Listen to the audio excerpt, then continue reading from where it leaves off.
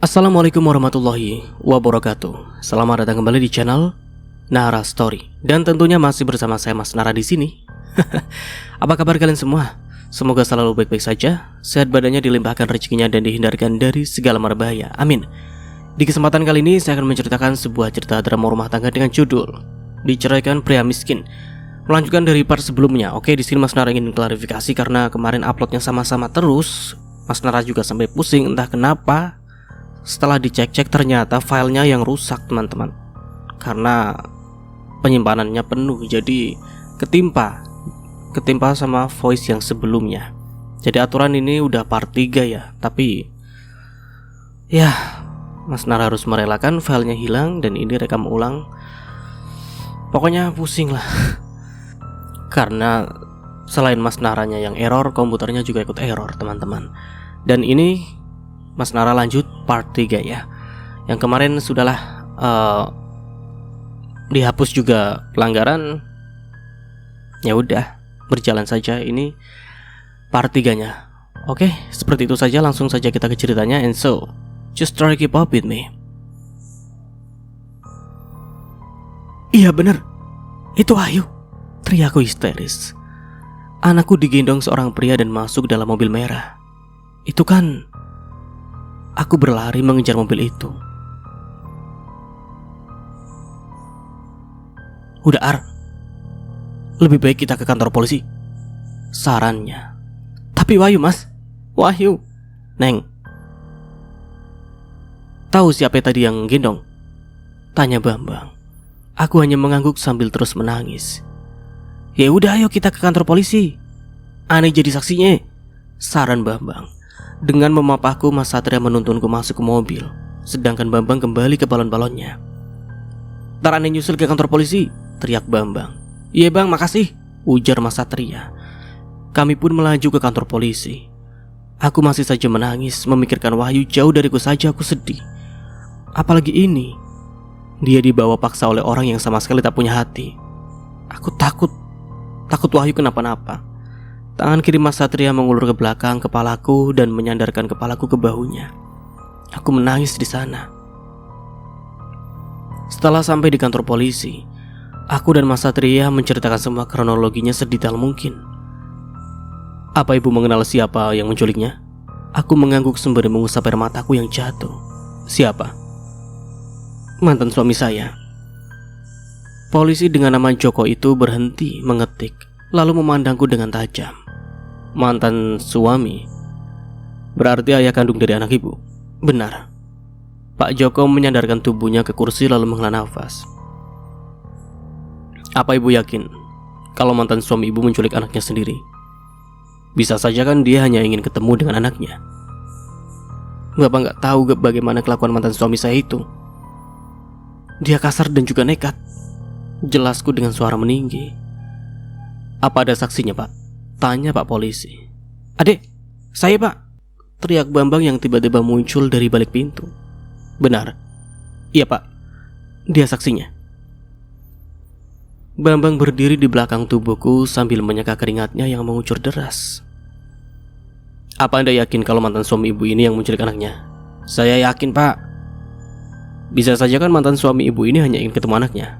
"Pak, di mana-mana kalau mau ketemu siapapun pasti izin sama yang akan ditemuinya. Lah ini gak izin, gak bilang, tahu-tahu dibawa pergi anaknya." Pak Joko menganggukkan kepala lalu kembali menuliskan sesuatu di laptop. Aku masih saja terisak. Pikiranku kacau mengingat Wahyu bersama bapaknya yang tak bertanggung jawab itu. Tiba-tiba ponsel yang sedari tadi ku pegang bergetar. Nomor tidak dikenal, tapi melihat profilnya aku tahu itu Mas Amran. Ku geser lambang hijau ke atas lalu loudspeaker. "Halo? Halo Ar, ini Wahyu ada sama gua. Lu gak usah khawatir. Balikin mas, dia anakku," ujarku sebisa mungkin menahan amarah. "Balikin? Dia juga anakku kali. Lagian kalau lu mau anak lu balik, lu harus balikan sama gua," lanjutnya. Mulutku sampai ternganga mendengar penuturannya. Bagai buah si malakama, ditolak gak bisa ketemu anak, diterima tapi kok menyusahkan diri sendiri. Kulihat Mas Satria menganggukkan kepalanya. "Kalau gua gak mau, ya lu harus bayar sebesar yang gue minta," Berapa? 500 juta, jawabnya. Gila lu ya. Dari mana gue dapat sebanyak itu? Dari mana? Bentakku. Mas Satria memegang bahuku yang mengisyaratkan agar aku tenang. Mas Satria menuliskan sesuatu di kertas dan memintaku membacanya. Oke, gue akan bayar. Kita ketemu di mana? Nanti gue kirim alamatnya. Ingat, jangan bawa polisi. Kalau lu bawa polisi, gue matiin sekalian nih anak.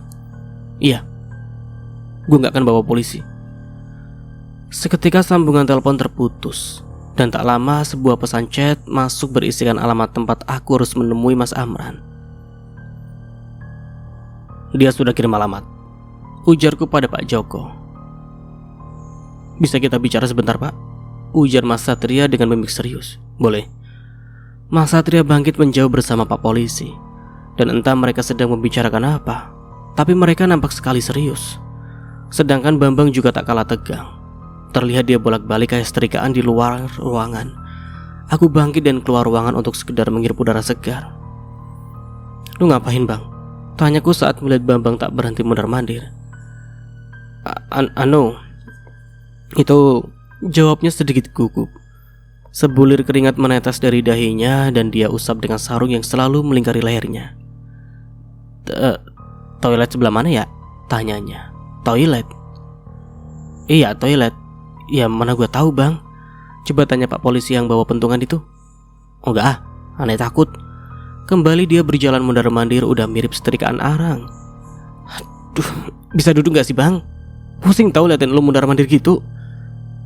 Maaf, Neng. Perut Bambang Taman mules.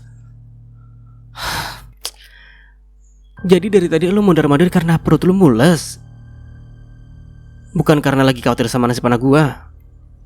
Ih, bener-bener lu ya, orang lagi panik lu malah bercanda, ujarku sambil memukulinya. Ampun, Neng, ampun.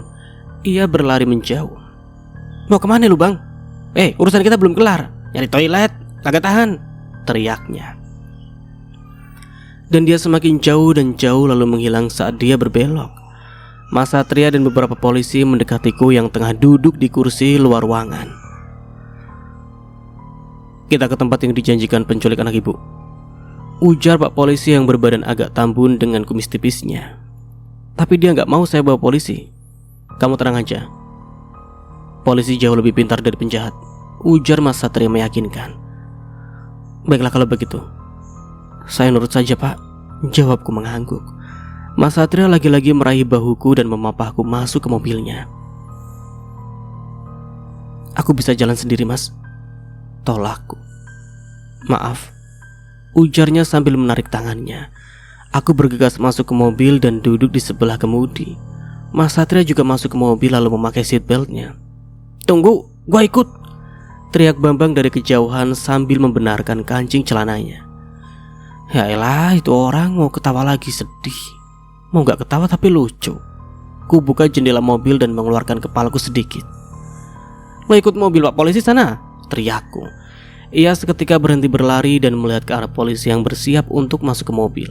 Dapat kulihat mimik ketakutannya, apalagi saat seorang polisi memperlihatkan pistol yang dibawanya.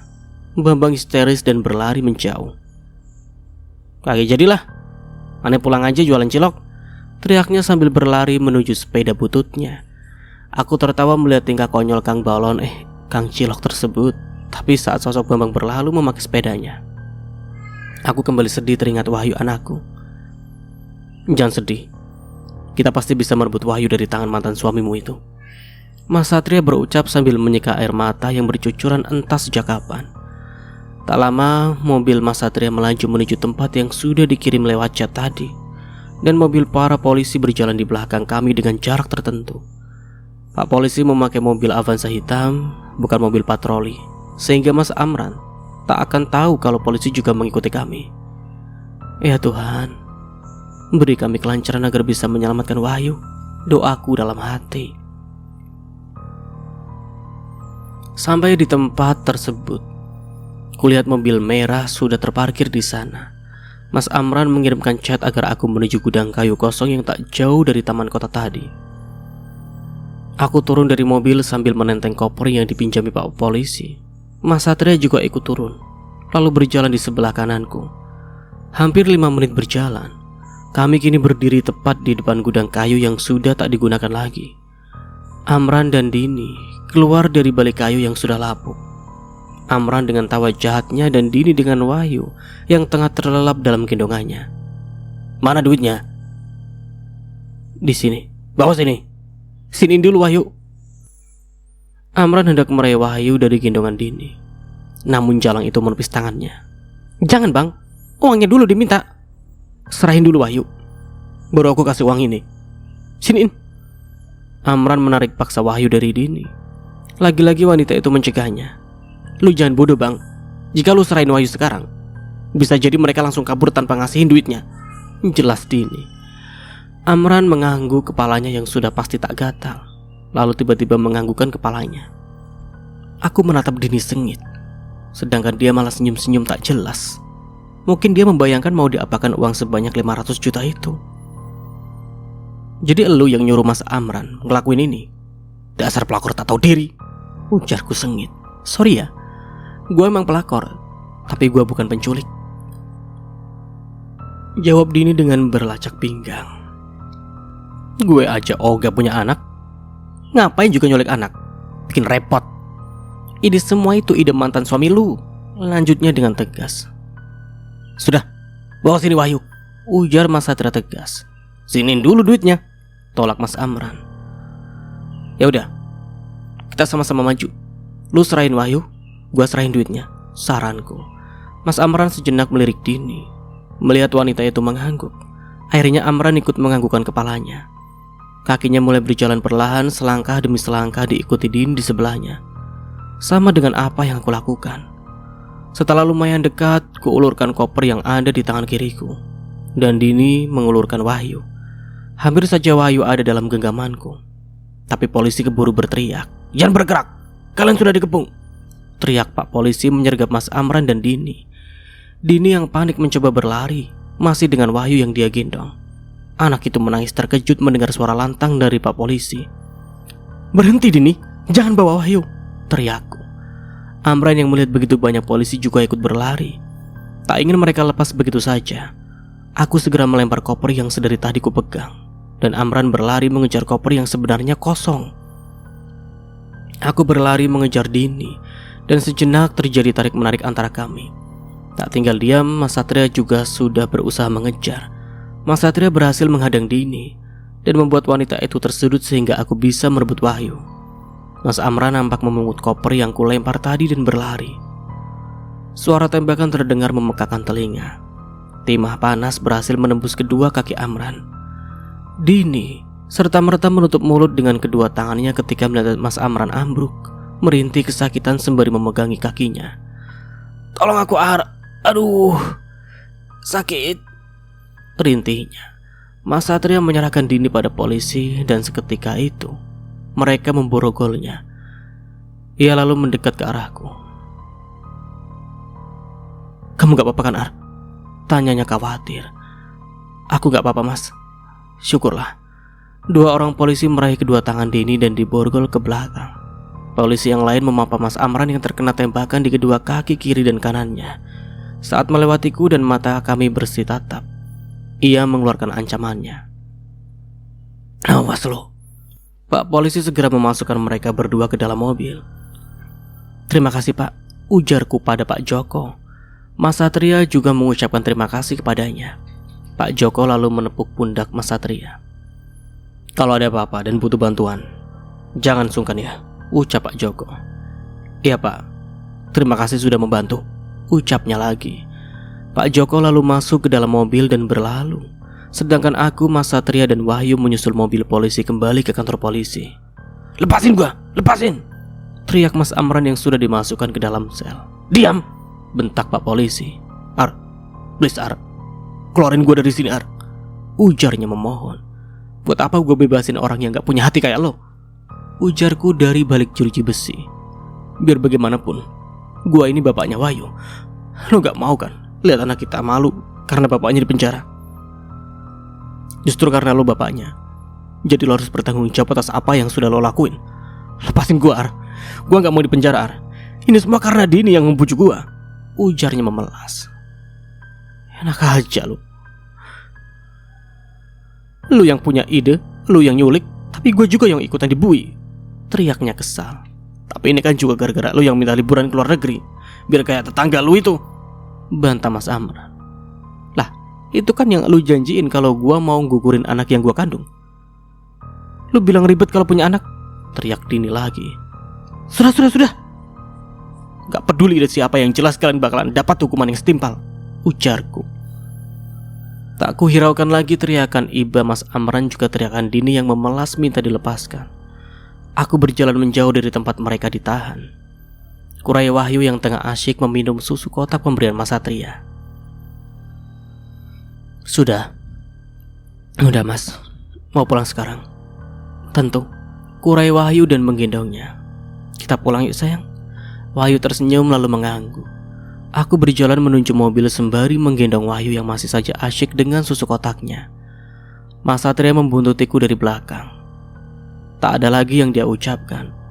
Kami larut dengan pikiran kami masing-masing. Andai saja gak ada Mas Satria, saat ini pasti aku hanya bisa menangis. Mas Satria membukakan pintu mobilnya untukku. Lalu aku masuk dan duduk sambil memangku Wahyu. Dia sendiri juga masuk ke mobil dan memakai seatbeltnya. Sebelum mengemudikan mobil, aku sempat melihatnya menghela nafas panjang. Sebenarnya aku ingin menanyakan, kenapa dia menghela nafas seperti itu? Ia seolah memikul beban berat di pundaknya. Tapi aku tahu diri dengan diriku. Aku bukanlah siapa-siapanya Mas Satria. Jadi, aku gak ada hak untuk menanyakan sesuatu yang mungkin memang sengaja dia sembunyikan. Oke, kita beralih ke sudut pandang Satria.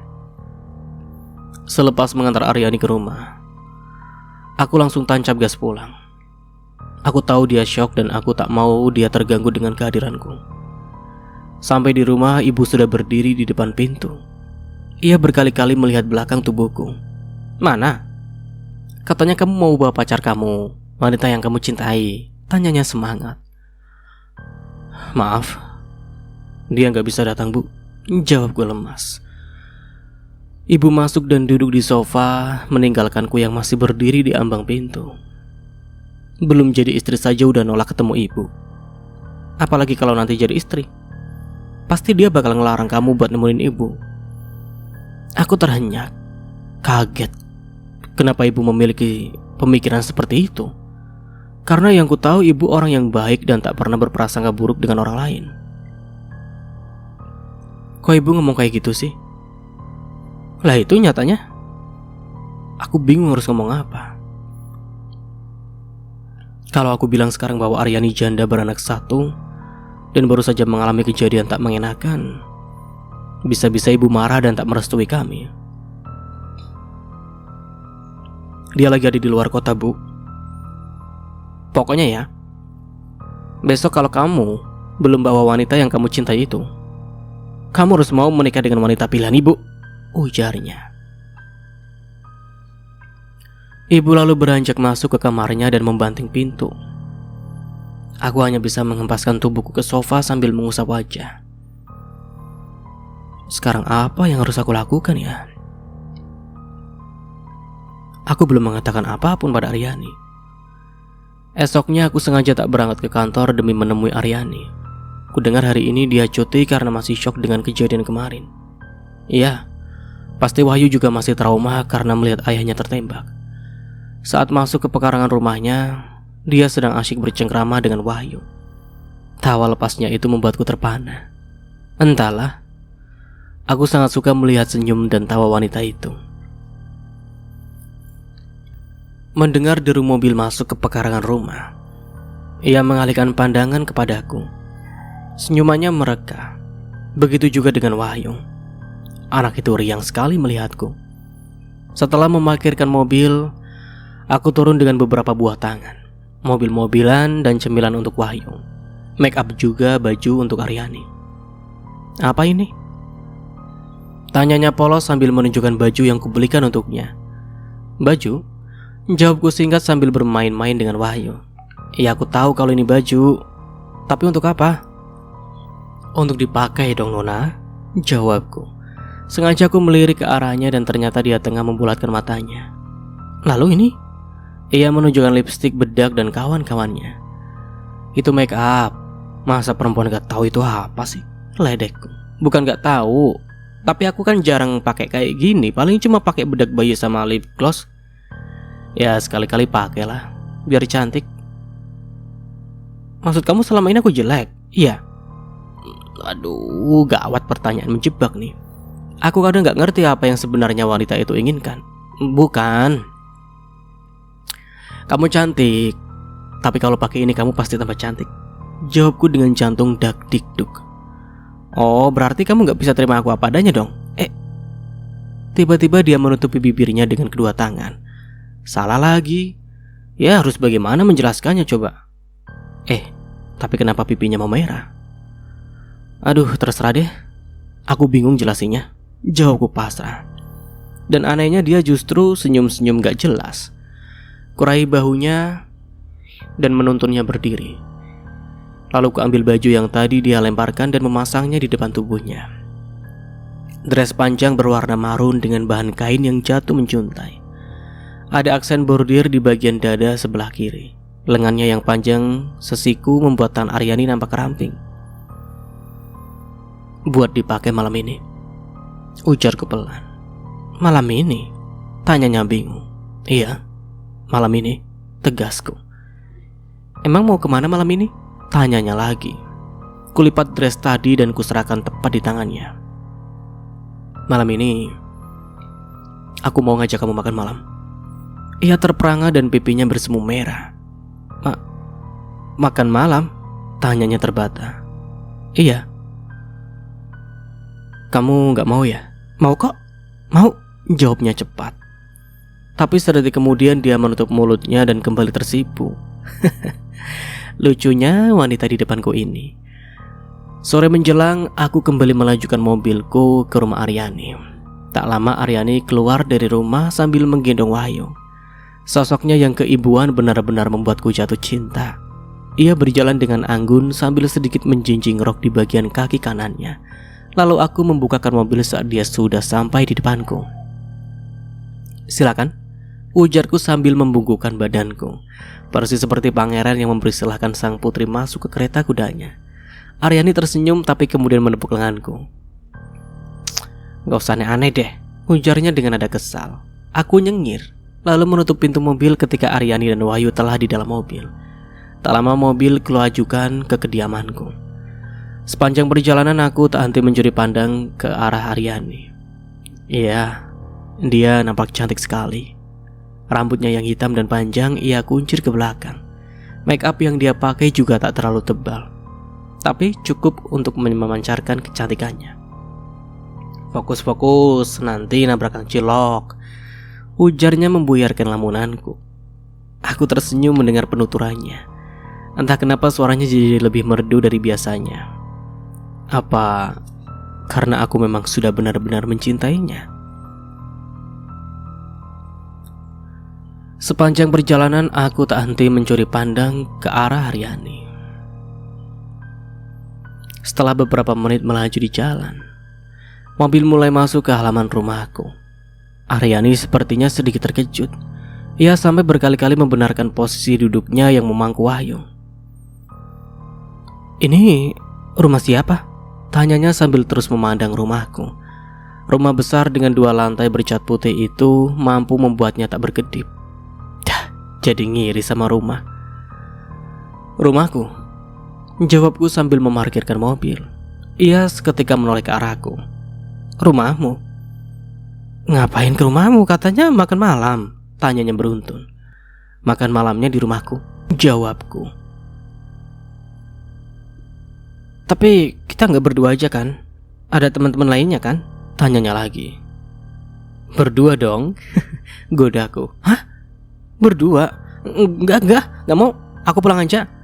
Ia nampak menggeleng-gelengkan kepalanya. Aku tertawa melihat tingkahnya. Enggak. Ada ibuku juga kok, jawabku sambil memberhentikan mobilku. Oh, apa? Ibumu? Ia menganggukkan kepala tapi kemudian kaget. Aku tak merespon pertanyaannya dan memilih turun dari mobil. Aku berjalan ke arah pintu mobil satunya dan membukanya. "Ayo turun," ajakku. Enggak ah," pipinya merah merona lagi. "Ibuku enggak galak kok. Tenang aja," bujukku. Ia masih menggeleng tak hilang akal, kurai Wahyu dan menggendongnya.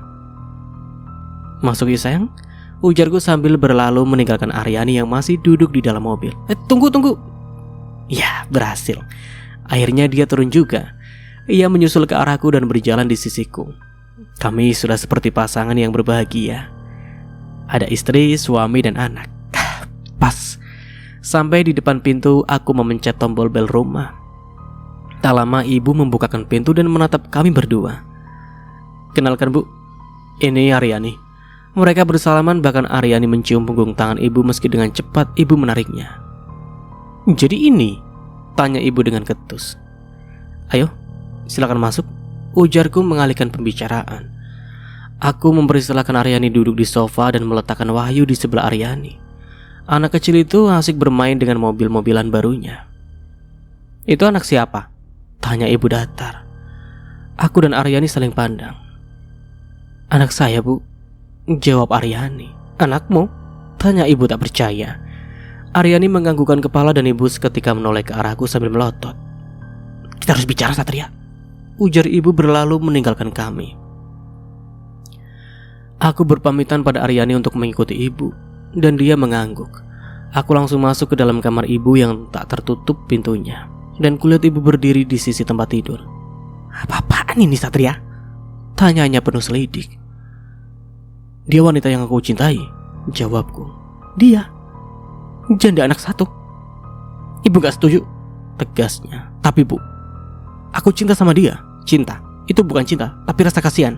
Kamu kasihan melihat kehidupannya dan kamu salah artikan itu cinta," ujar ibu menggebu-gebu. "Bu, aku benar-benar mencintai Aryani, Satria. Dia itu gak pantas buat kamu, buat keluarga kita. Masih mending Santi lah. Dia lulusan sarjana, punya usaha, masih muda. Dan lagi dia bukan janda." Prang. Aku dan ibu menoleh ke arah suara. Ternyata Aryani berdiri di depan pintu yang tak tertutup, dan di sebelah kakinya ada pecahan vas bunga dan mobil-mobilan Wahyu. Tanpa banyak bicara, Aryani menggendong Wahyu dan berjalan keluar rumah. Aku berlari mengambil Aryani, meskipun ibu memanggil namaku. "Ar, tunggu Ar," ujarku meraih lengannya. "Apa maksudnya ini, Mas?" Aku jawabku terbata. "Kenapa? Kenapa kamu gak bilang kalau kamu mau mengenalkan pada ibumu?" "Aku berharap ini menjadi surprise buat kamu. Tapi aku bukan siapa-siapa kamu, Mas. Aku juga gak pantas buat kamu. Aku mencintaimu, Aryani. Kamu tahu apa kan statusku? Aku janda. Aku punya anak dari pernikahanku sebelumnya, dan aku lebih tua dari kamu. Emang kenapa? Gak ada yang gak mungkin. Dan sekarang semuanya gak akan mungkin," ujarnya dengan suara melemah. Aryani kembali berjalan keluar rumah. Entah dari mana datangnya sebuah taksi, dan tanpa menungguku, Aryani masuk ke dalam taksi itu lalu cepat-cepat menutup pintunya. Aku menghalanginya, menutup pintu dan kembali meraih tangannya. Ia menatapku. Ada buliran bening di sana yang siap untuk tumpah. "Please Ar, aku mencintaimu Ar, dan aku mau kita menikah, aku serius," ujarku meyakinkan. "Tapi ibumu gak setuju, Mas." Ia menatapku, matanya pun berkaca-kaca. "Dan aku gak mau merusak hubunganmu dengan ibumu," jawabnya lalu mendorong tubuhku dan menutup pintu mobil taksi dengan keras. Tak lama mobil taksi melaju meninggalkanku berdiri sendiri di tepi jalan. Sekarang bagaimana dengan nasibku? Oke, kita beralih ke sudut pandang Mas Nara. Aryani sampai di rumah lalu meletakkan Wahyu ke ranjang. Wanita itu menatap sendu wajah anaknya. Ia menangis. Hatinya bagai disayat sembilu, tercabik-cabik dan terluka. Tak ada siapapun yang mau menjadi janda, tidak ada. Bahkan dia tidak pernah menyangka dia akan menjanda dengan satu orang putra. Air matanya kian deras, dadanya kian sesak. Ia tak pernah meminta Satria mencintainya, apalagi sampai menikahinya. Dia sadar dengan statusnya. Tapi ini semua rencana Tuhan. Ia mengikuti rencananya bagi air yang mengalir. Matahari mulai mengintip dari balik jendela kamar Aryani. Wanita itu terkejut karena dia bangun kesiangan. Ia menatap anaknya yang sudah bermain dengan mobil-mobilan pemberian Satria di ranjang. Aryani sedih. Ia bahkan sampai tak mengurusi anaknya. Tok tok tok tok. "Assalamualaikum," teriak Bu Nur dari balik pintu. Perlahan Aryani bangkit dengan gontai dia membukakan pintu. Bu Nur sejenak kaget melihat penampilan Aryani. Ia fokus dengan mata sembab wanita itu. "Waalaikumsalam." Bu Nur, ada apa?" tanya Aryani. "Ini saya lihat lampu rumah Bu Aryani menyala," ujar Bu Nur. "Mau memastikan saja Bu Aryani di rumah atau tidak. Kan biasanya Bu Aryani menitipkan Wahyu ke saya." "Oh, iya, maaf. Hari ini saya mau libur saja, Bu." "Ya udah siang juga," ujar Aryani. "Masih jam 6 kok, Bu. Kalau mau siap-siap silakan, biar Wahyu saya yang urus," ujarnya. Bu Nur meraih Wahyu yang masih bermain-main ke dalam gendongannya. Ia begitu bahagia melihat senyuman Wahyu. Andai Tuhan tak mengambil bayinya waktu itu, mungkin putranya akan sebesar Wahyu sekarang. "Wahyu saya bawa pulang ya, Bu," pamitnya pada Aryani. Sejenak Aryani menatap wajah putranya yang nampak senang dengan mobil barunya. "Iya, Bu. Terima kasih sebelumnya. Maaf udah ngerepotin." "Sama-sama, enggak ngerepotin kok, enggak." Bu Nur lalu berjalan keluar rumah Aryani menuju rumahnya yang tak jauh dari rumah Aryani. Setelah Bu Nur dan Wahyu tak lagi tampak, Aryani bergegas kembali masuk ke dalam rumah. Bu Nur dengan terampil memandikan Wahyu, menggantikan baju dan menyisir rambut anak itu. Setelah itu ia menyupai Wahyu dengan sayur sop dan ayam goreng buatannya. Di lain tempat, Aryani bersiap-siap mandi lalu mengganti pakaiannya. Setelah siap, dia bergegas berangkat setelah sebelumnya menghampiri anak semata wayangnya, Wahyu. Ia berjalan perlahan menuju jalan raya, sambil sesekali melihat angkutan umum yang lewat. Tiba-tiba sebuah mobil berhenti di sampingnya. Ia tahu betul siapa pemilik mobil itu, dan dia memilih menghindar. Satria turun dari mobilnya dan meraih tangan Aryani. Ia bertekad menaklukkan hati perempuan pujaannya itu. "Tunggu Aryani," ucapnya. Aryani menatap lekat mata Satria. Setiap memandang lelaki itu, hatinya seakan tersayat perih. Aryani menghempaskan tangannya hingga tangan Satria terlepas. "Mau apa lagi, Mas?" tanya Aryani datar. "Aku mau kita serius, Ar," tegas Satria. "Kamu tahu sendiri. Ibumu menolakku, Mas," ujarnya dengan suara tercekat. Dada Aryani kian sesak seketika mengingat penolakan ibunda Satria. "Aku akan membuktikan pada ibu kalau kau pantas buatku. Kau single, Mas. Dan aku janda," ucap Aryani lirih, kini suaranya bergetar. Satria meraih bahu Aryani dan menariknya mendekat ke arahnya. Tanpa berucap lagi dia membenamkan Aryani dalam pelukannya. Sejenak Aryani terkejut, namun dia tak kuasa menolak pelukan itu. Ia merasa sangat nyaman berada dalam dekapan Satria. Wanita itu tiba-tiba menangis. Aryani tak tahu apa yang dia rasakan. Ia tak pernah mengharapkan menjadi istri Satria, tapi juga tak bisa berdusta jika dia pun memiliki perasaan yang sama seperti Satria. "Apa salahnya kalau kau janda?" gumam Satria. Aryani kian erat memeluk Satria. Wanita itu kian terisak, tak mampu lagi membendung air mata yang semakin deras mengalir. "Pokoknya ibu gak setuju, Satria," teriak ibunda Satria. Pria itu berdiri di ambang pintu sambil memegangi kepalanya. Ia bingung dengan cara apa lagi ia meyakinkan ibunya. "Satria mencintai Aryani, Bu." "Dia janda, Satria, janda," tegas ibundanya. Satria berjalan mendekati ibunya yang tengah duduk di sofa. Satria berjongkok di depan wanita yang telah melahirkannya itu.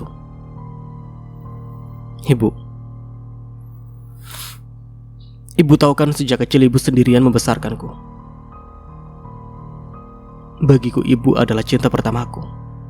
Satria menunduk. Ibunda Satria sebenarnya terharu dengan pernyataan putranya, tapi egonya lebih tinggi. Mau ditaruh mana mukanya jika dia menikahkan putra semata wayangnya dengan seorang janda? Ibunda Satria menarik tangannya dari genggaman Satria. ia masih menolak Aryani untuk jadi menantunya. Aku melihat ibu dalam diri Aryani. Itulah kenapa aku mencintainya. Kau hanya kasihan, nak, ujar ibunda Satria melunak. Dia janda beranak satu.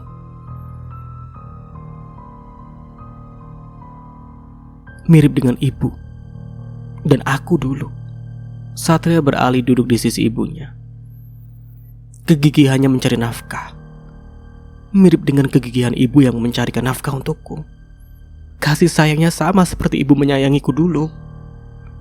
Satria terisak mengingat masa lalunya yang susah. Maaf Satria, tapi ibu masih tak setuju, ujar sang ibu sambil mengalihkan pandangannya keluar jendela. Ada apa ini? Tiba-tiba Bu Dewi masuk ke dalam rumah Satria bersama dengan Santi, putri yang dijodohkan dengan Satria. Satria dan ibunya terkesiap dan bersama-sama bangkit. Gak apa-apa Jeng, jawab ibu Satria. Saya dengar tadi ada janda-janda segala, selidik Bu Dewi. Satria dan ibundanya saling pandang. Satria sudah bersiap memberitahu, tapi sang ibu menarik tangannya sambil menggeleng. Gak apa-apa, beneran Jeng, cuma ngomongin janda sebelah. Bu Dewi berjalan ke arah mereka lalu duduk di sofa diikuti oleh Santi. Santi yakin mereka membicarakan Aryani si janda teman Husna itu. Bu Dewi terkejut dan menatap lekat Santi. Jangan ngawur kamu. Dia itu wanita baik, bela Bu Dewi. Nyatanya dia merayu Mas Satriaku, ujar Santi sengit. Mata Bu Dewi kian melotot. Ia marah mendengar penuturan Santi. Ia merasa telah dihianati padahal dia yang membantu Aryani agar bisa bangkit. Bukan salah Aryani, aku yang mencintainya, bela Satria. Bu Dewi dan Santi terbelalak dengan kejujuran Satria. Ibunda Satria salah tingkah dengan kehendakan anaknya. Tuh kan Bu, lihat sendiri kan, Aryani sudah mencuci otak Satria, rengek Santi. Bu Dewi bangkit dan menatap Satria marah. Lalu, akan kau kemana kan Santi? Pasti ada pria lain yang lebih mencintainya. Santi meraih bahu ibunya dan bergelayut seperti anak kecil meminta mainan. Aku maunya sama Satria Bu, aku gak mau yang lain. Ia mulai menangis. Satria memandang jijik Santi yang sangat kekanak-kanakan. Kau lihat, anakku begitu mencintaimu, ujar Bu Dewi datar. Maaf, itu saja yang diucapkan Satria. Ibunda Satria sejak tadi hanya diam. Pikirannya berkecamuk antara malu dan marah. Malu dengan keluarga Bu Dewi yang tahu Satria mencintai janda. Marah dengan putranya yang tak bisa berpikir jernih.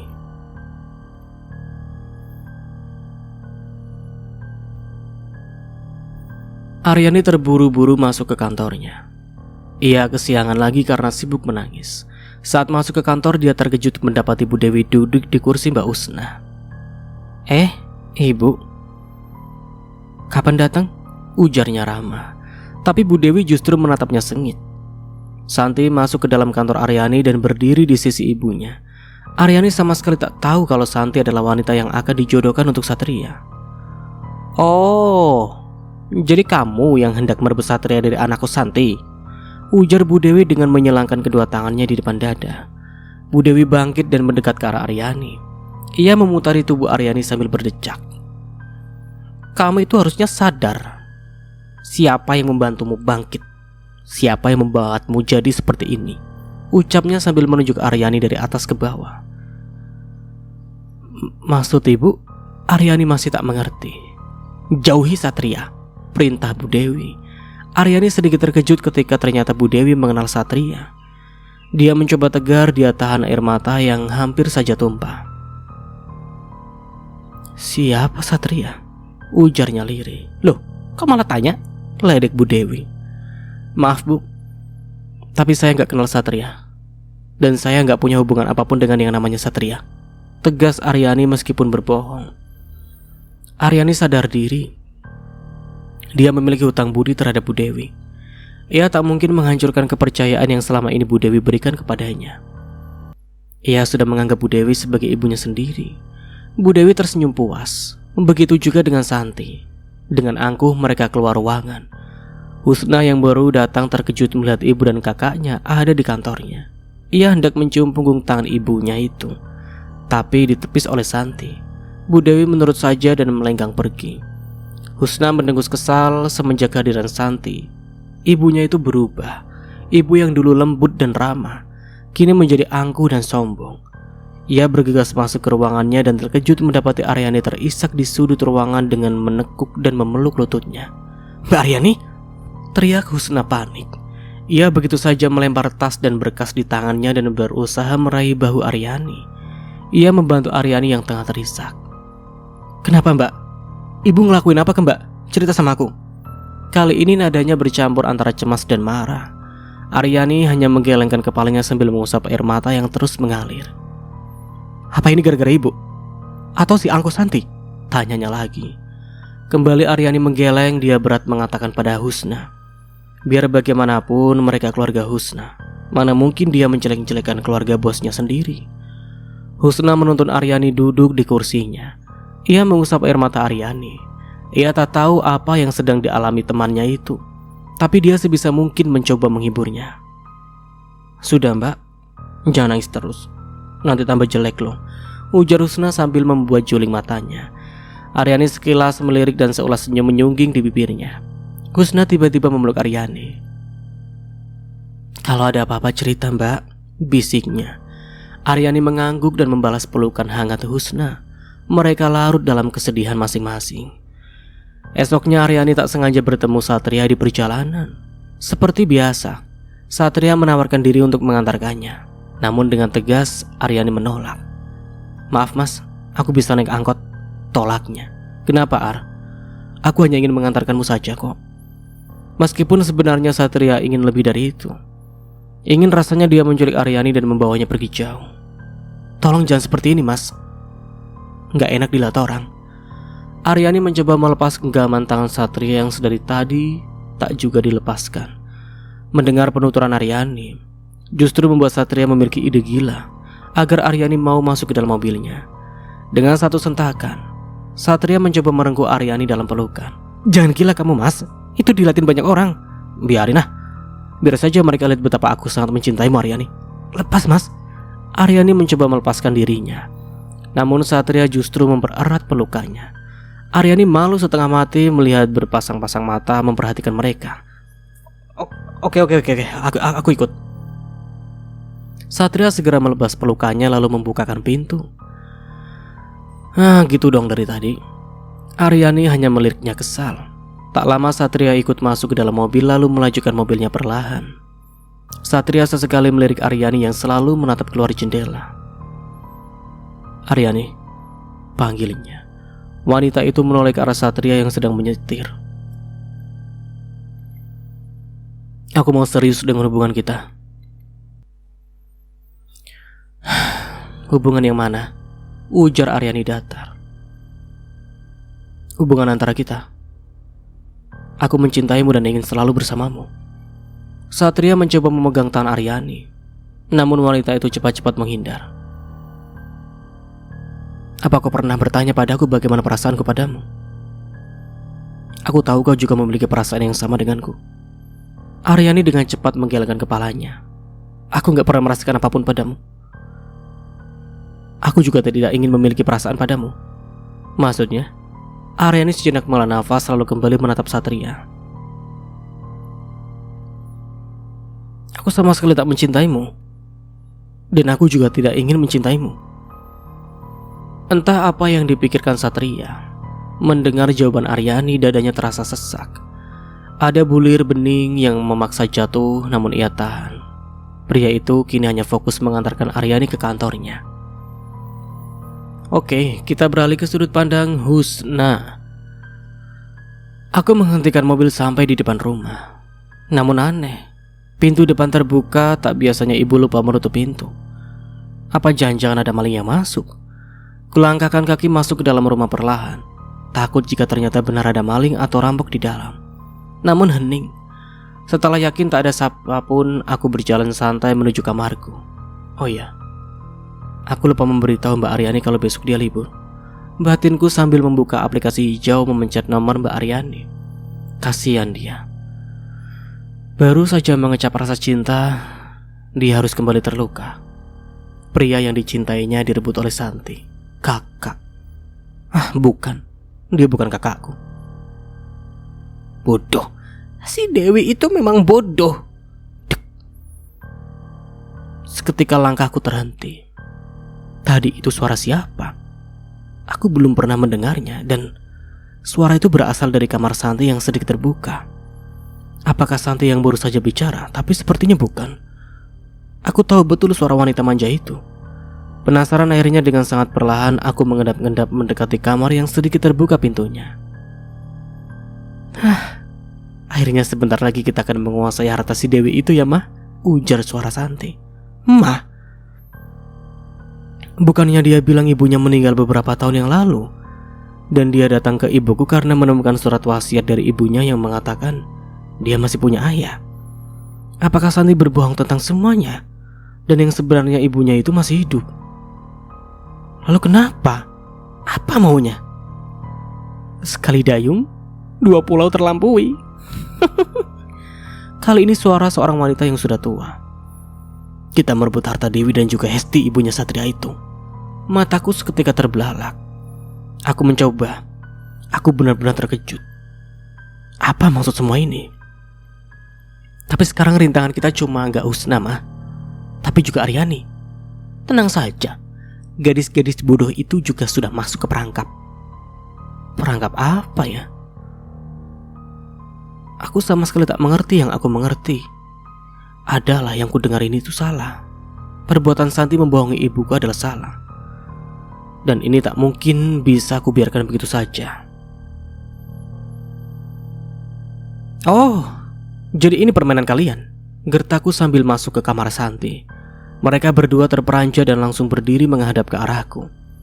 Di sana di ujung ranjang berdiri Santi yang terlihat anggun, tapi ternyata hatinya busuk. Di sebelahnya berdiri wanita seusia ibuku, hanya saja gaya pakaiannya yang berbeda. Ia memakai kebaya dan rok jarit serta sanggul di rambutnya. Tak seperti ibu yang berpenampilan lebih modis. Ngapain kamu kesini? Bentak Santi. Ini rumahku. Terserah aku mau ke sana atau ke sini, bantahku. Kamu ini ya? Santi emosi dan berjalan ke arahku hendak dengan tangan terangkat ke atas. Tapi wanita di sebelahnya mencegahnya dan meraih tangan Santi. Biarkan saja, nak. Tapi Mah, dia kurang ajar. Dia juga tahu rencana kita, bisik Santi. Biar saja, dia sudah tahu rencana kita. Jadi sekalian saja kita beritahu semuanya. Wanita setengah baya itu berjalan ke arahku sambil tersenyum. Aku sama sekali tak mengerti arti senyumannya itu. Perlahan dia sudah semakin dekat. Ia hendak merangkulku. Namun aku segera menghindar. Apa maumu? Tanyaku. Aku hanya mau menceritakan sesuatu saja, Husna. Kalau mau cerita ya cerita aja. Gak usah peluk-peluk atau mengerangkul segala. Ia lalu berjalan menuju ranjang dan duduk di tepinya. Gaya duduknya sudah seperti bangsawan Jawa yang anggun. Aku bersiap mendengarkan apa yang hendak ia katakan. Baru saja aku hendak mengambil posisi yang nyaman, sebuah pukulan mengenai tengkukku dan aduh, sakit rasanya. Pukulan itu membuatku limbung lalu terjatuh. Samar-samar masih bisa kulihat Santi dan ibunya itu. Tapi ada satu lagi wajah pria di sana. Siapa pria itu? Apakah aku mengenalnya? Aku mencoba membuka mata perlahan. Terasa berat dan seakan hanya mau terpejam. Sembari mengerjap, aku mencoba menggerakkan tubuhku yang terasa berat. Ternyata mulutku tak bisa terbuka. Tangan dan kakiku juga sama. Mereka mengikat dan menutup mulutku dengan rapat. Meskipun berulang kali mencoba berteriak, suaraku sama sekali tak bisa keluar. Di mana aku sekarang? Aku sama sekali tak tahu. Ketika aku berusaha lepas, pintu yang ada di depanku bergerak. Ada yang membukanya. Cepat-cepat ku tutup mataku dan berpura-pura masih pingsan. Bagaimana? Mau dia apakan dia? Ujar suara yang ku tahu itu suara seorang pria. Biarkan saja dulu dia di sini. Jawab suara wanita parubaya di sisi Santi kemarin. Tapi Mah, ntar kalau dia kabur gimana? Ujar Santi. Dia gak akan bisa kabur. apalagi membongkar semuanya. Ujar si pria lagi. Dia aku serahkan padamu. Jaga dia baik-baik, jangan sampai kabur. Dan jangan apa-apakan dia, titah ibunya Santi. Setelah itu tidak ada lagi yang bicara. Aku hanya mendengar suara langkah kaki yang terus menjauh lalu hilang. Setelah suara mulai hening, aku kembali membuka mata perlahan. Tapi sialnya ternyata seorang pria itu masih di dalam ruangan. Begitu tahu aku membuka mata, ia bergegas menutup wajahnya dengan masker. Ia mendekat ke arahku dan mengeratkan kembali ikatan di tanganku yang sebenarnya sudah hampir terlepas. Kau diam saja di sini. Jangan coba-coba kabur. Aku hanya bisa diam karena mulutku masih tertutup rapat.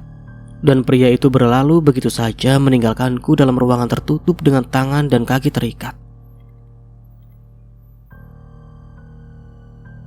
Oke, kita beralih ke sudut pandang Mas Nara atau narator.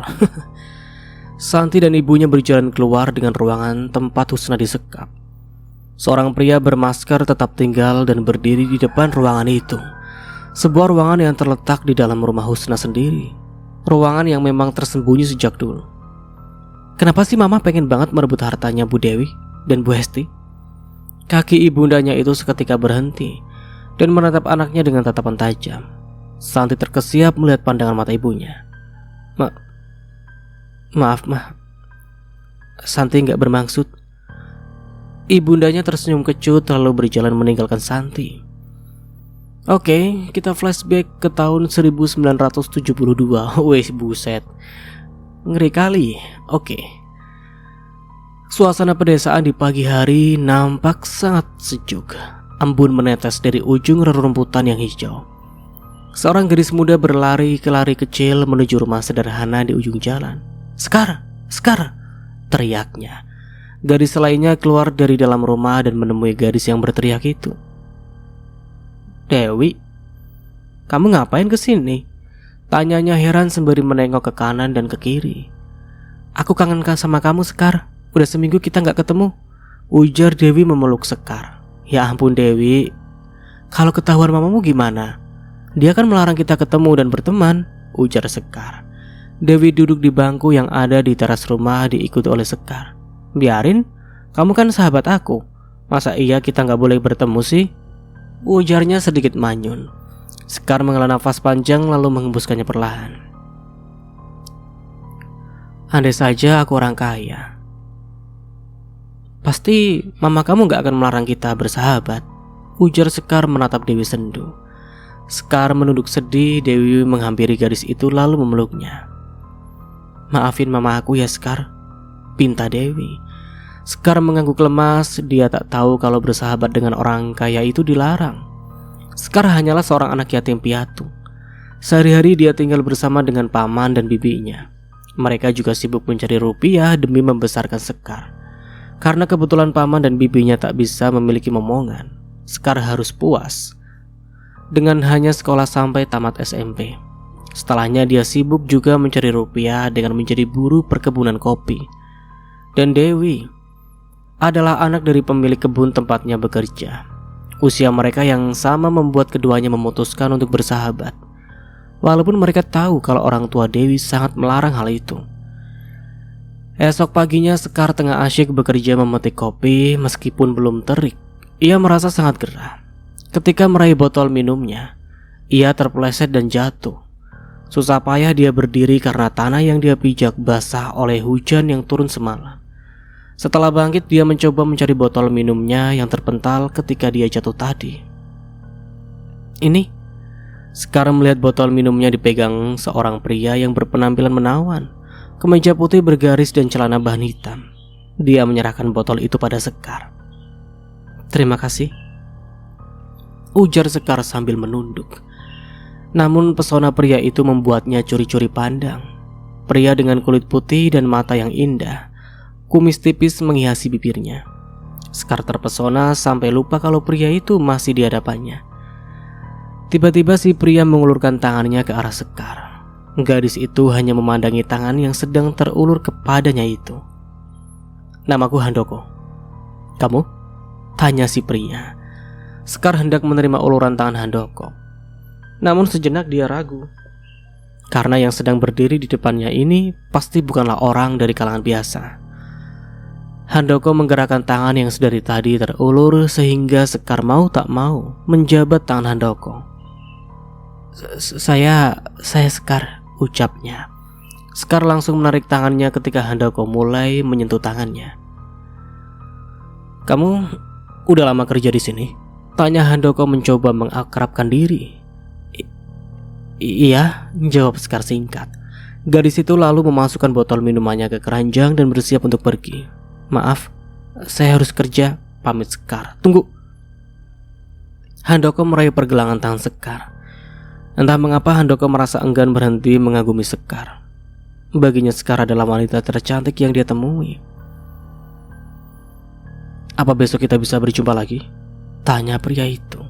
Sekar tersipu sembari menganggukkan kepalanya, dan gadis itu pun berlalu meninggalkan Handoko sendirian. Tak lama setelah Sekar pergi, Dewi datang ke arah Handoko yang masih terpaku memandangi punggung Sekar yang terus berlalu dan menghilang di balik rimbunnya pohon kopi. Di sini rupanya, ujar Dewi. Dewi, kok kamu bisa sampai di sini sih, Mas? Iya, aku tersesat, jawab Handoko. Dewi menganggukkan kepalanya lalu meraih tangan Handoko dan menariknya. Ayo. Kemana? Ujar Handoko terkejut. Aku kenalin kamu sama sahabat aku, jawabnya polos. Handoko menurut saja ketika Dewi menarik dan memaksanya untuk mengikuti kemana gadis itu melangkah. Mana sahabat kamu? Tanya Handoko ketika hampir 10 menit berjalan menyusuri kebun kopi. Sebentar dong.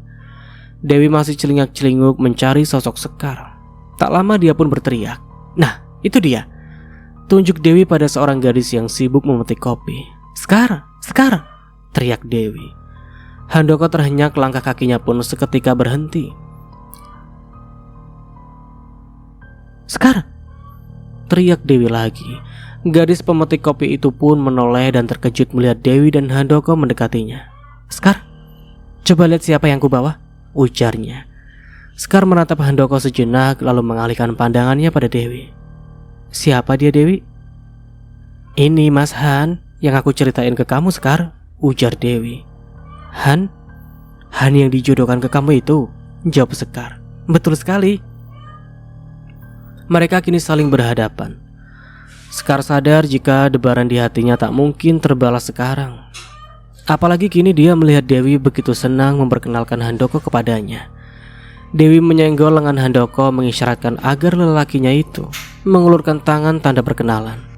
Handoko, ujarnya. Sekar menatap Handoko yang juga tengah menatapnya. Baru tadi pria itu mengajaknya bertemu kembali, tapi setelah ada Dewi, kini dia justru berpura-pura belum mengenalnya.